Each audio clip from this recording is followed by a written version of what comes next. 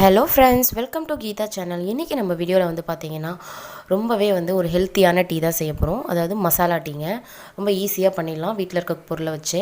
வாங்க அது எப்படி பண்ணலான்றதை பார்க்கலாம். அதுக்கு நான் ஒரு பேன் வச்சுட்டு அதில் ஒரு 1/4 டம்ளர் அளவுக்கு தண்ணி ஆட் பண்ணிக்கிறேன். நம்ம டிகாஷன் ரெடி பண்ணிடலாம் ஃபஸ்ட்டு. அதுக்காக தான். அதுக்கு நான் 1 ஸ்பூன் அளவுக்கு பார்த்திங்கன்னா டீ தூள் எடுத்திருக்கேன். நீங்கள் எந்த பிராண்ட் வேணாலும் எடுத்துக்கலாம்.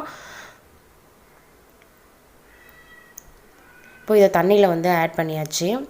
லோ ஃப்ளேமில் வச்சுட்டு ஒரு 2 to 3 மினிட்ஸ் பாருங்கள். சைடில் நல்லா இந்த அளவுக்கு கொதி வர அளவுக்கு வரட்டும். இந்த ஸ்டேஜில் ஒரு சின்ன துண்டு அளவுக்கு சுக்குக்கு பதிலாக நீங்கள் இஞ்சி கூட போட்டுக்கலாம். நான் சுக்கு ஆட் பண்ணுறேன்.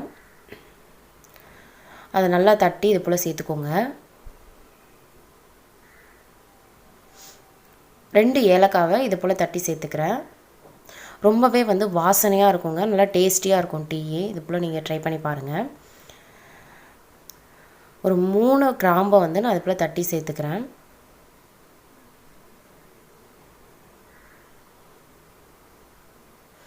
இந்த துண்டு அளவுக்கு பட்டையை எடுத்து நல்லா தட்டி சேர்த்துக்கலாம். பாருங்கள்.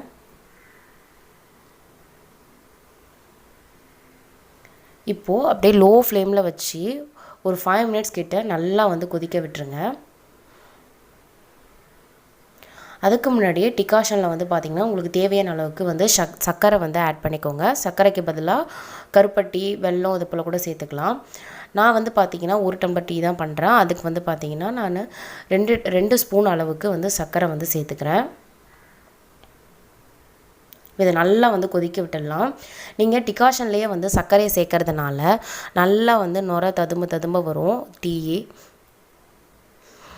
காஃபினா கொஞ்சம் திக்காக இருக்கணும். டீனா கொஞ்சம் தண்ணியாக இருந்தால் தான் நல்லாயிருக்கும். ஸோ அதனால தான் பார்த்திங்கன்னா நான் ஆல்ரெடி பாலை காய வச்சிட்டேன்.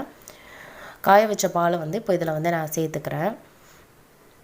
நீங்கள் சப்போஸ் பாலே தண்ணியாக இருக்குன்னா நீங்கள் பால்லையே டிகாஷன் எல்லாத்தையும் மசாலாஸ் எல்லாத்தையும் சேர்த்து நீங்கள் அப்படியே கொதிக்க வச்சு ஃபில்டர் பண்ணிக்கலாம்.